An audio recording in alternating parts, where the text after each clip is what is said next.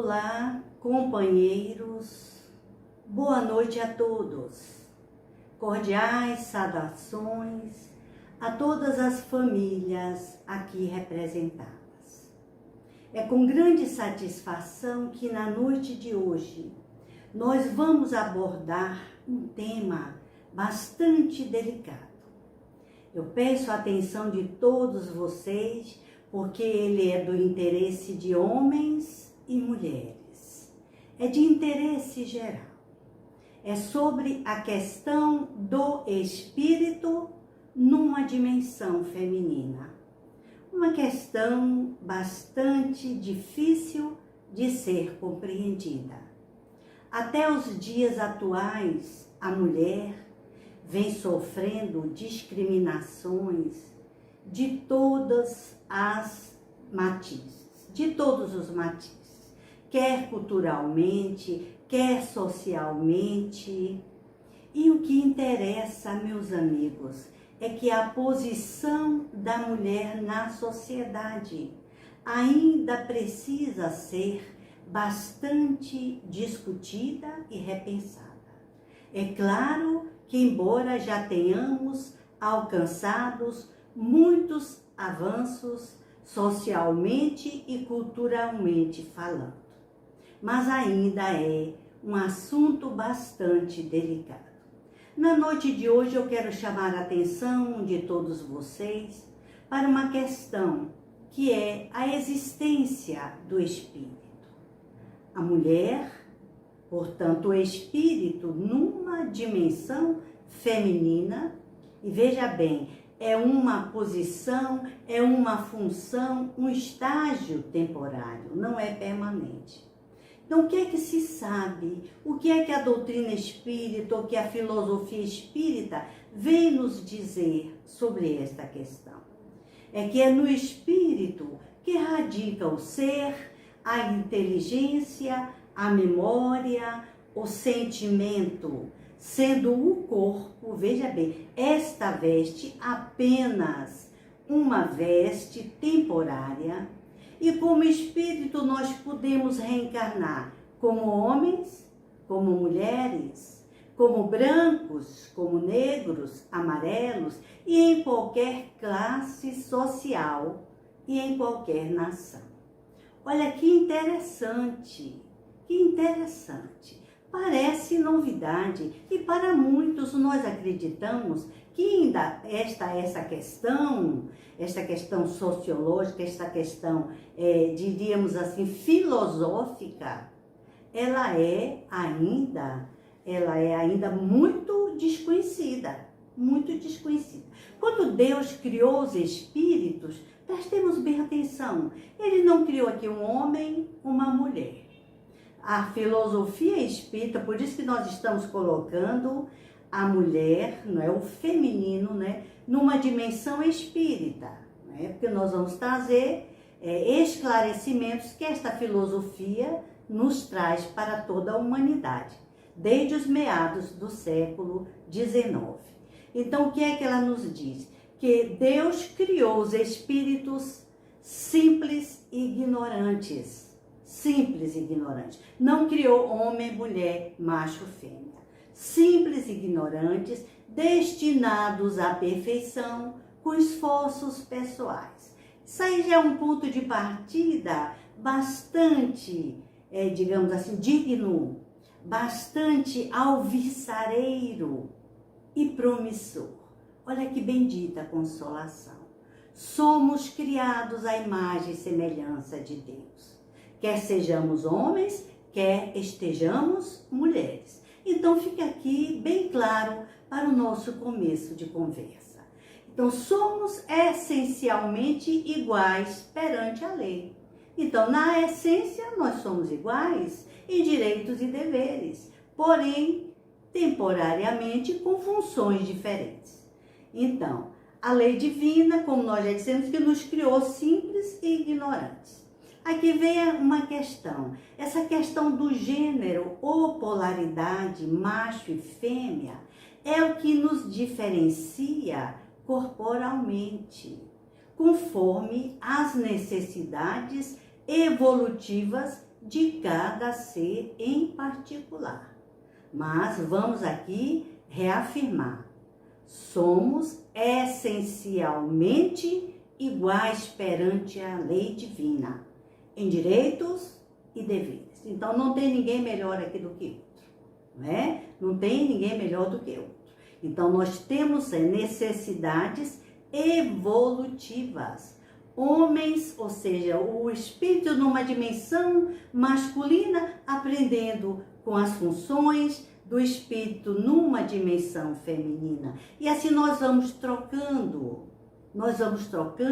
e vamos nos enriquecendo com essas polaridades cerebrais bastante diferenciadas, que são mais notadas em um que em outros, mas que todos nós homens possuímos, que todos nós, quando nós somos homens, filhos de Deus possuímos. Então vamos adiantar a nossa conversa, para a gente ganhar um tempinho, para ir mais além, porque eu digo a vocês, a conversa é bastante interessante. Eu mesmo fiquei encantada com noções aqui que eu trouxe quando eu estava pesquisando e que me chegaram de uma forma que ainda eu não tinha despertado para a questão em si.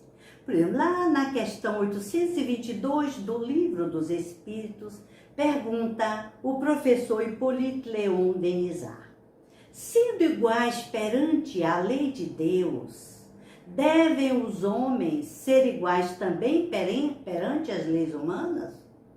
Olha aí, que questão interessante. O que os espíritos da verdade, assessorados pelo Espírito da verdade, respondem: a lei humana, para ser equitativa, deve consagrar a igualdade do homem e da mulher. Todo o privilégio a um ou a outro concedido é contrário à justiça. A emancipação da mulher, notem bem, acompanha o progresso da civilização. Então, já nos dizemos mais ou menos civilizados. Já temos alcançados, nós espíritos de uma condição feminina, muitos avanços, é certo. Isso é correto e verdadeiro, mas muito ainda a desejar em questão de espiritualidade, em questão de igualdade de direitos e deveres. Então, o homem, lá na questão 817, o homem e a mulher são iguais perante Deus e têm os mesmos direitos? Olha aqui.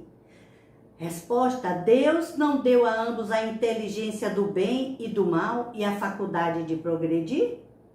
Portanto, somos iguais em direitos e deveres. Estamos aqui para progredirmos, não é? Mas nós não vamos fazer aqui um histórico da condição da mulher.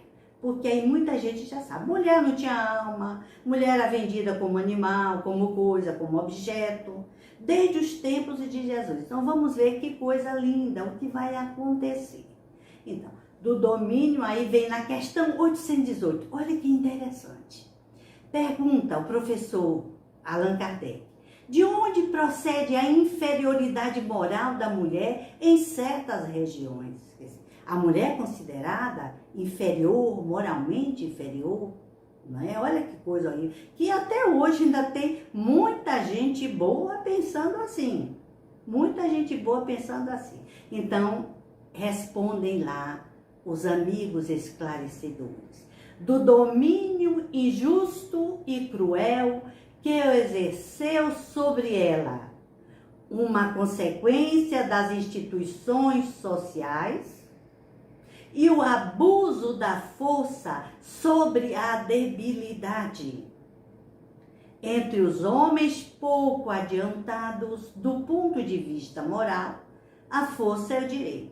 Olha que delicadeza, pouco adiantado, eu diria, grosseiramente até os dias atuais, atrasados, moralmente, espiritualmente atrasados, animalescos. Tem na força bruta o direito. Olha aí, que absurdo, meus amigos. Se nós observarmos aqui, na atualidade, nós temos visto, um caso recente, da mulher muçulmana, por exemplo, por estar sem um véu, ela apanhou até morrer. Muita gente aqui viu esse acontecido, é atual, é bastante atual. Então, logo depois, em atitude de protesto, as mulheres tiraram todos os véus e queimaram. Olha que a rebelião necessária. É preciso que haja uma grande dor. É preciso que haja um grande choque para que os espíritos numa condição feminina se levantem, reagem, reivindiquem os seus direitos, que são iguais perante Deus e que devem ser equiparados socialmente pelos homens, pelas leis, pelos direitos humanos. Então, estamos em pleno século XXI e ainda há muita discriminação contra a mulher. É ou não é, meus amigos? É ou não é? Muita discriminação na figura da mulher. Em alguns países, se nós passarmos a pesquisar mais, ela não pode fazer o nível superior. E isso é atual. Em outros países, ela não pode dirigir. Veja. Como é que nós podemos dizer que nós estamos civilizados? Quanta coisa. Olha, a dor de um é a dor de todos. É a dor de todos. Não é porque aqui eu estou bem, ou temporariamente eu estou obscurecida, que as coisas estão maravilhosas por aí. Não é por aí. Vamos pensar mais um pouco sobre isso. Então, o que vem ratificar, olha bem, aí nós vamos entrar no ponto, que é um ponto de ouro da nossa questão da noite. O que foi dito em 1856 pela inspiração do Espírito da Verdade, ou Espírito de Verdade, como queiram, muitos não aceitam, e pelo bom senso e a inteligência do professor Hippolyte Léon Denisard, de nos passar essa situação com muita presciência. Olha lá, olha, acabamos de ler na filosofia espírita o abuso da força contra a debilidade. Meus amigos, precisamos refletir muito sobre essa inferioridade com relação à figura da mulher. Muito importante. Pensemos em nossos filhos, em nossas filhas, pensemos em nossas mães, sobretudo.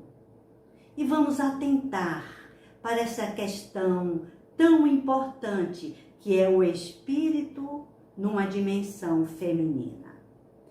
Então, o que é que a gente passa a perceber? A mulher sempre contribuiu com a humanidade, mas sempre permaneceu invisível. Ninguém fala nos avanços, ninguém fala nas contribuições do modelo feminino para, inclusive, o progresso do espiritismo em terras brasileiras. Então, vamos encontrar lá na Revista Espírita, revista francesa, no século XIX, diz lá: quando Kardec começou a pesquisa dos fenômenos mediúnicos, em meados do século XIX, justamente aí se inicia o movimento de emancipação da mulher na França. Embora se iniciasse lá na França, mas a mulher na França não foi quem votou primeiro, né? Teve direito de votar, né? Que não tinha esse direito. Mas o movimento começou lá na França. E essa questão foi discutida por ele. Olha, Kardec fora casado com a professora Amélie Boudet, que era mais velha que ele, intelectualmente preparada. Olha o fato de uma mulher intelectual, parceira do seu projeto educacional. E ainda nesse período, os dois militam juntos, olha que beleza, pela educação da mulher, incluindo a aceitação das mulheres nas escolas, o que era privilégio dos homens, nos anos de 1830 a 1840. não era aceito mulheres nas escolas. O professor Hipólito e a professora Mélie Boudet lutaram e colocaram em suas escolas, nos seus institutos de educação, espíritos na condição feminina. Olha que grande ganho. Ninguém fala isso. Ninguém comenta. Ninguém comenta. Ó, calado. Porque assim é melhor. Para que a figura da mulher não diminua o machismo ainda vigente nos dias atuais.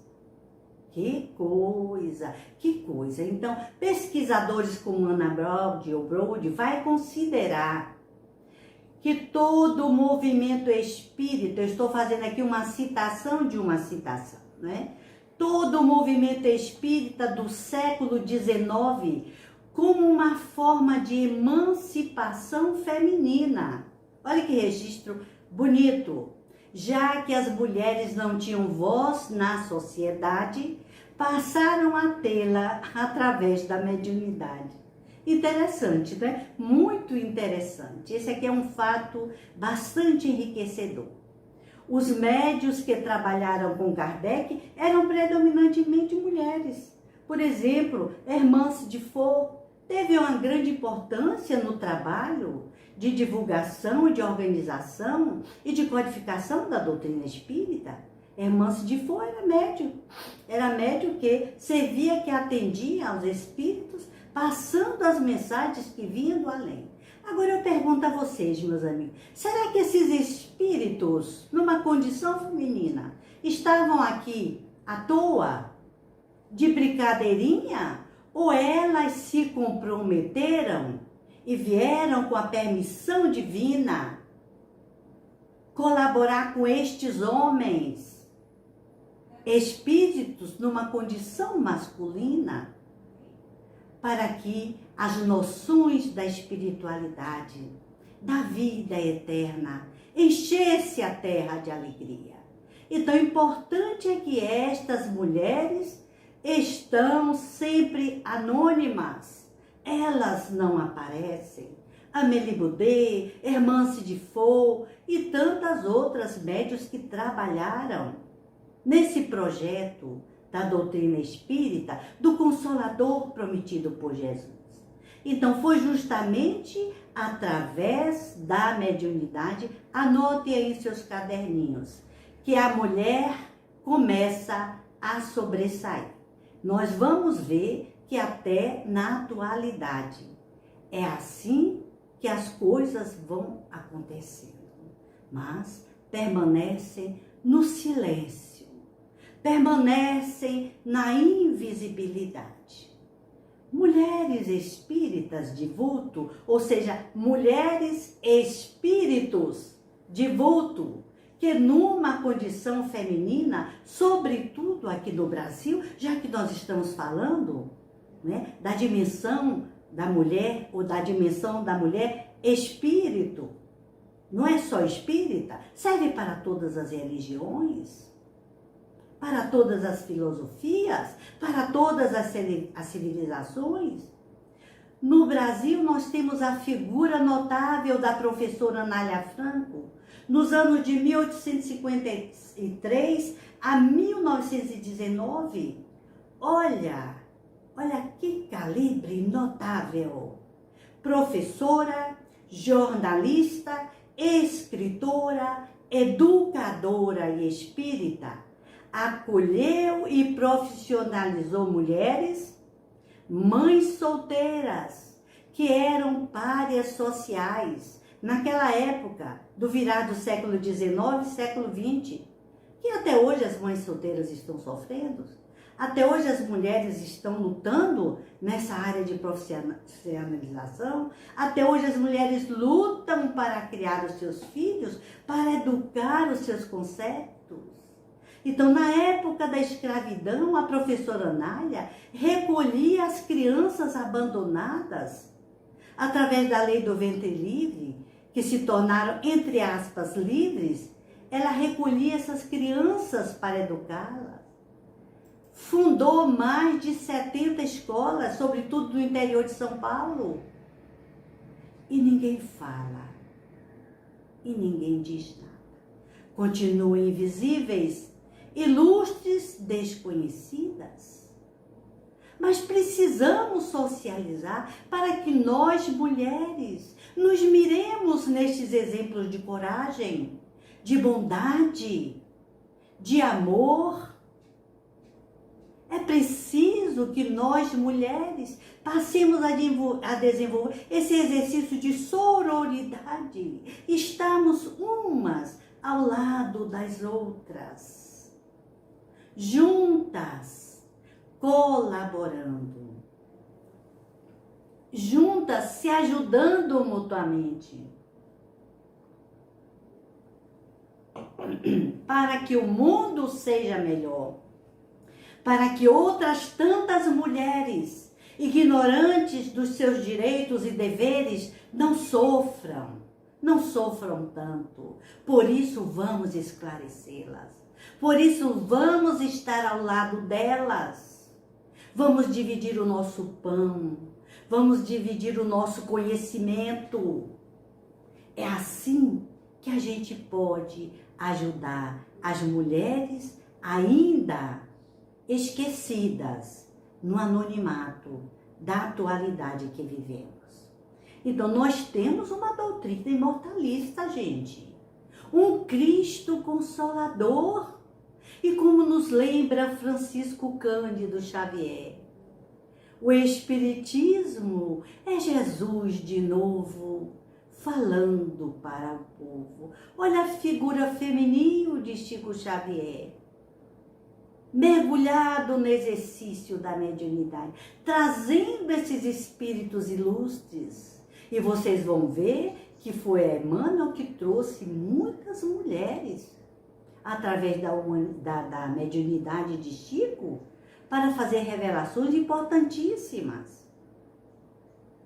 Então é importante e muito urgente que passemos a vivenciar esta consciência de ser espírito. E estamos no mundo, investidas num papel temporário, numa função temporária feminina, para nos ajudarmos mutuamente, para colaborarmos com a obra divina da criação. E isto é muito lindo, para que possamos refletir e sair por aí informando as nossas irmãs, mulheres, amigas e companheiras, tanto iguais aos homens em direitos e deveres. Não estamos aqui para competir, meus amigos. É bom que os homens ouçam isso.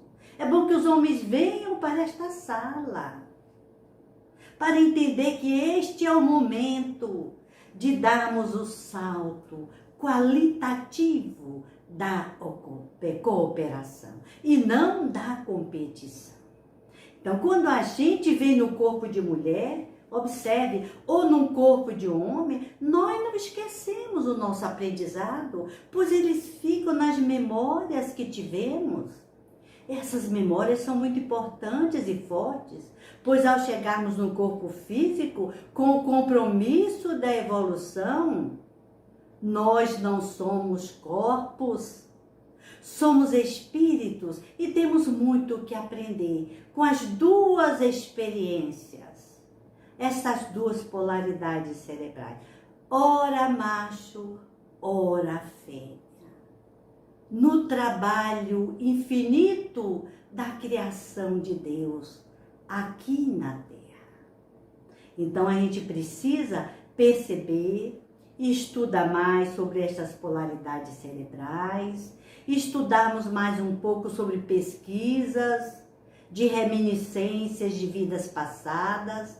Aí é um capítulo muito interessante na área da reencarnação. Nós não podemos estar dando palpites, nós não temos nem pesquisas científicas que nos garantam maiores informes.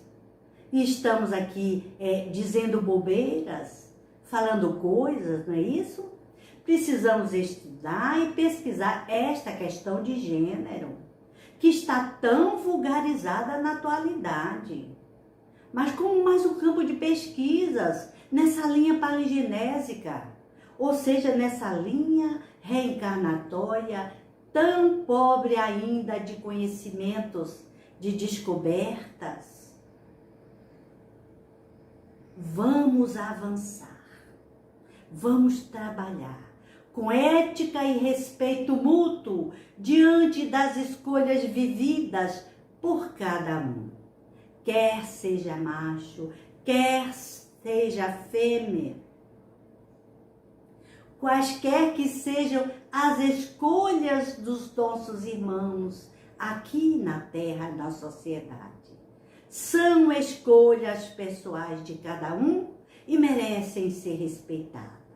Então não podemos admitir julgamentos alimentados por um pseudo-saber, pela ignorância, gerada sobretudo na ignorância e na supremacia do ego no mundo em que vivemos. Estamos vivendo ainda a supremacia do ego. O avanço do forte sobre o fraco, do culto sobre o inculto. Então, fazer o quê? Colaborar, dividir, multiplicar e socializar esses conhecimentos que são importantes. Então, vamos avançar um pouco com a mulher no Evangelho. Ora, Jesus, que é tido como o grande feminista, eu acho que aí é até apequinar a figura do mestre. Não era só feminista. Esta luz, grande luz que veio para nos revelar a todos que somos espíritos, que somos filhos de Deus, que somos criados para a felicidade e que estamos no mundo para progredir. Então, as mulheres do Evangelho, assim como as mulheres que interagiram, que colaboraram e que efetivaram diretamente o conhecimento espírita, porque elas se tornaram meio, veículo, transmissoras diretas deste conhecimento, essas mulheres vieram com um propósito.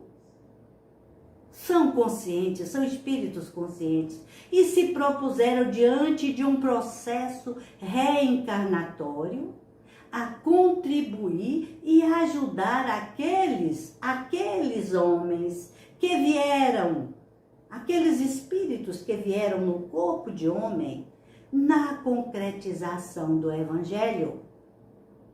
Querem ver? Querem ver mais? Será que nós não vamos acreditar no notório?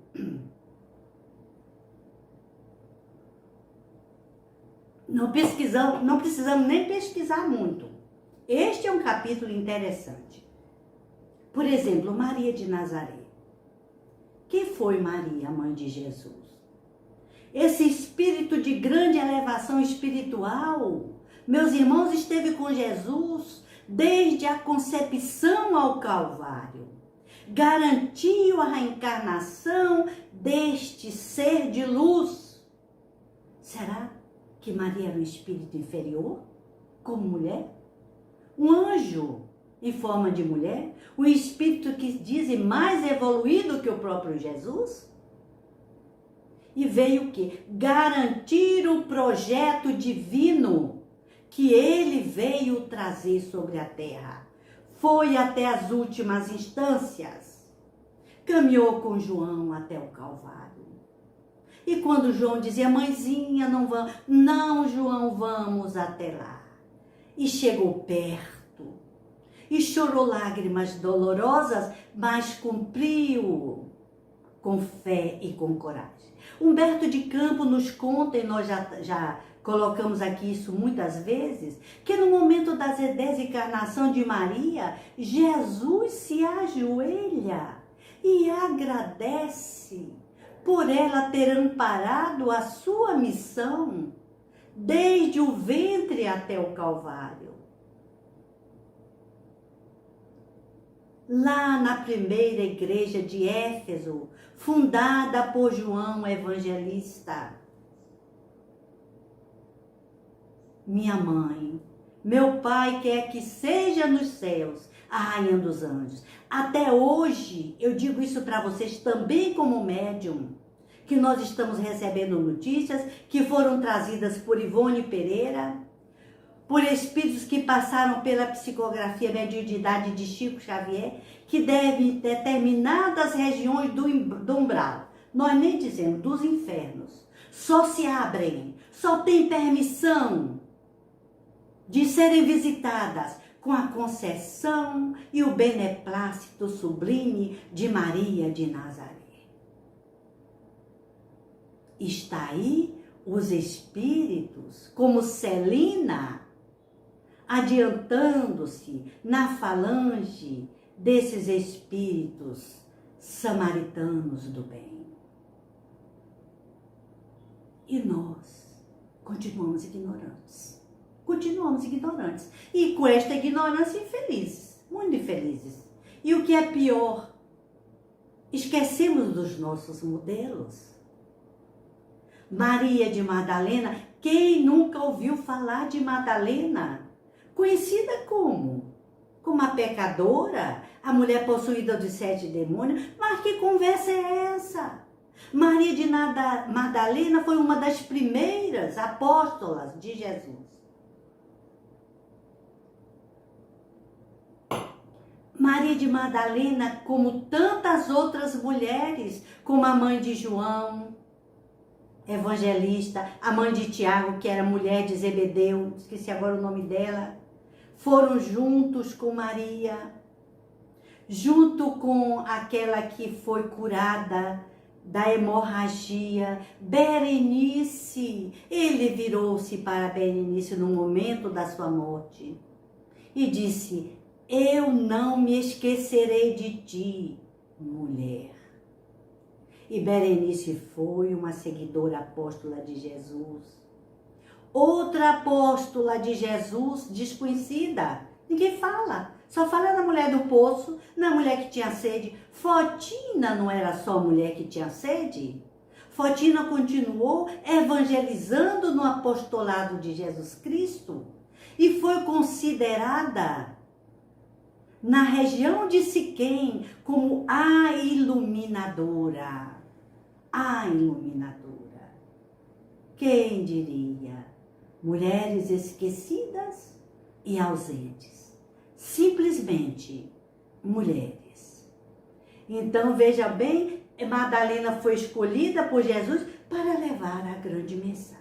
Será que foi só escolhida ou ela estava lá pelas características de sua personalidade?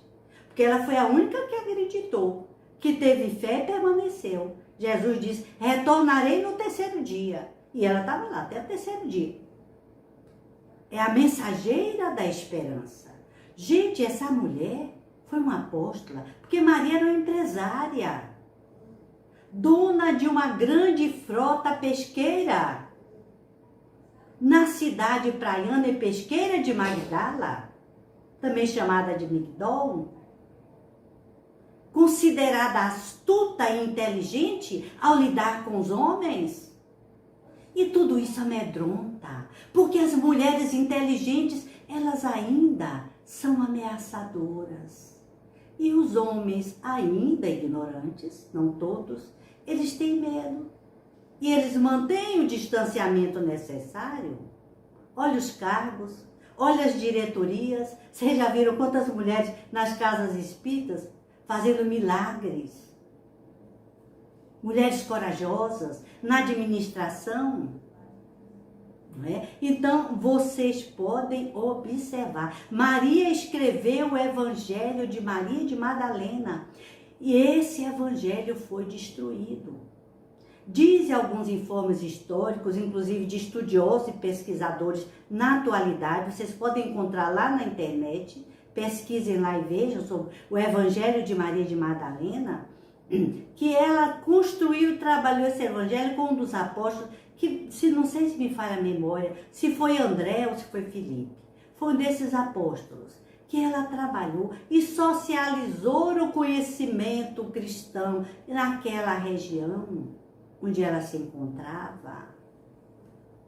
Mas ninguém fala, ninguém diz, escondido pela própria Igreja Católica, que hoje coloca Maria de Madalena como Santa Madalena. Santa Madalena. Pensem, raciocinem, reflitam, meus amigos. Que história é esta que nós estamos construindo, fantasiando, criando mitos preconceituosos e indiferentes, e não nos respeitamos sequer como espíritos filhos de Deus. Foi para Maria que Jesus disse: diga, Maria, lá aos nossos amigos que eu continuo vivo. A mensagem era: ninguém morre.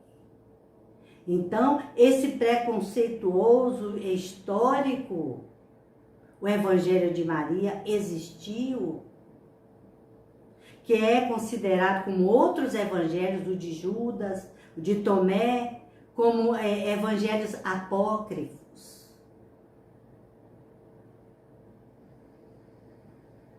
Pensemos nisto. Então, essas mulheres, como Berenice, nós já falamos, Verônica, Fotina, lá na Samaria, aqui Jesus fez a revelação de que ele era o enviado de Deus. Ele falou diretamente, pela primeira vez, a Fotina.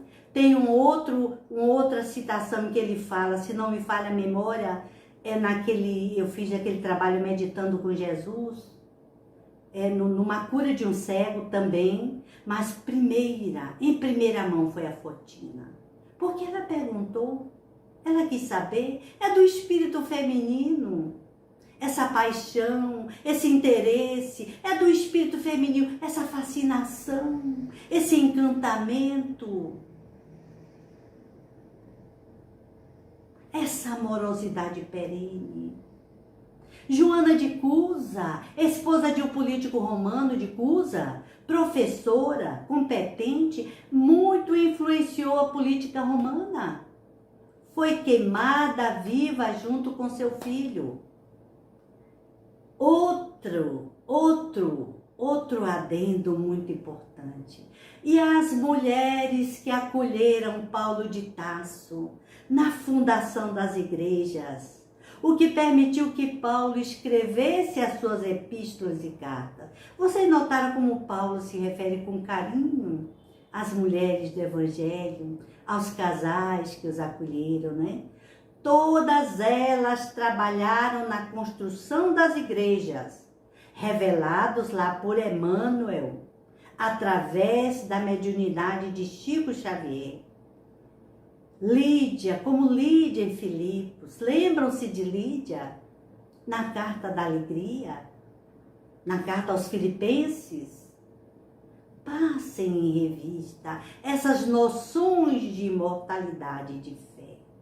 Então, meus amigos, olha a importância desta revelação espírita. Eu digo espírita porque está dizendo que nós somos espíritos para a humanidade. Olha a importância. A mulher não mais na dimensão espírita, ou evangélica, ou católica, ou protestante, a mulher na dimensão do espírito. Então nós vamos ver que a espiritualidade tem a ver com a espiritualidade desta mulher, desse espírito nessa dimensão, anonimato, fé e amor. Aí vocês podem parar para pensar. Comparem, avaliem anonimato desde as situações atuais. Quantas mulheres em sacrifícios no anonimato de suas vidas, levando adiante suas famílias, educando seus filhos. É hereditário? É histórico? Está lá nos genes do espírito, que também passa por uma dimensão masculina, por uma condição feminina. Então, o exemplo da resignação e da fé vem das mulheres do Evangelho. Os homens precisam saber e aprender nessa escola de fé, desses valores transcendentes da alma, que é o espírito numa condição feminina. Só o espírito numa condição feminina soube testemunhar. A missão da mulher é sempre estar no apoio, no alicerce, na condução. Então, a mulher conduz, a mulher alicerça, a mulher apoia. E quando ela faz isso, eu digo, o espírito nesta condição, não há quem avance, não há quem passe na frente. Consegue maravilhas, maravilhas. Então, é preciso que homens, espíritos numa condição masculina de macho, estão temporariamente aqui como homens e precisam do exemplo das mulheres, assim como as mulheres precisam do exemplo dos homens.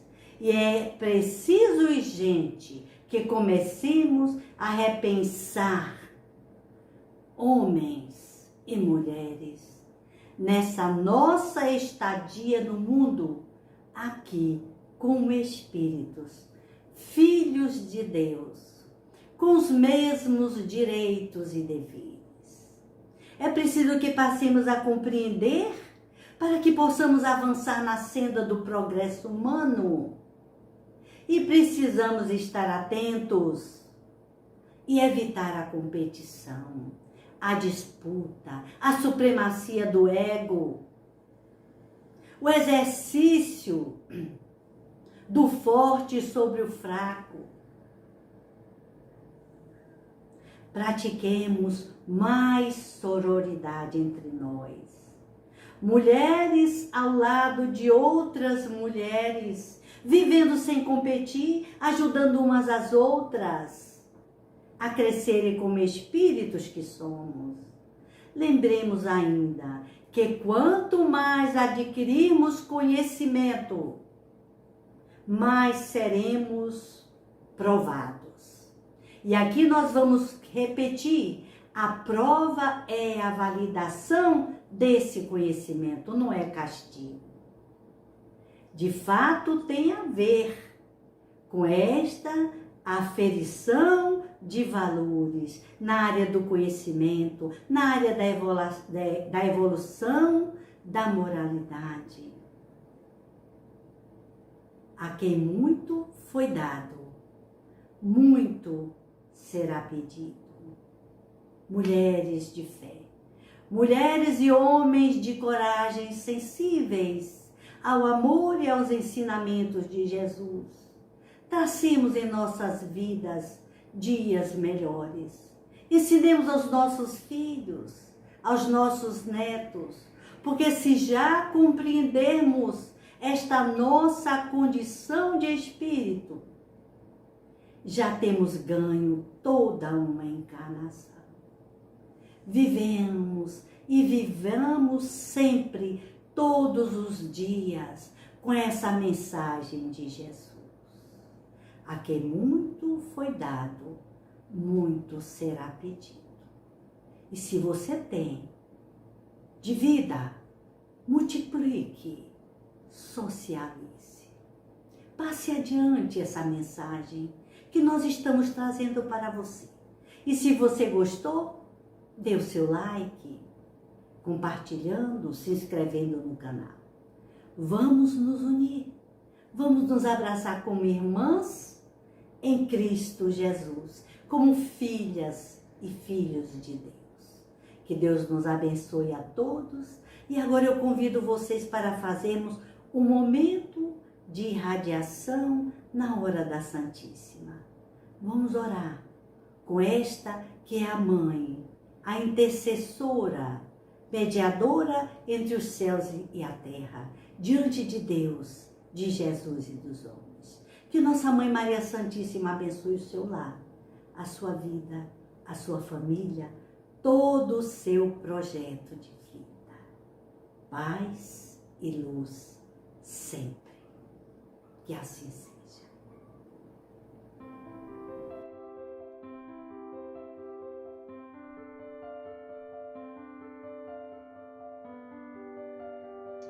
Façamos alguns instantes de silêncio interior.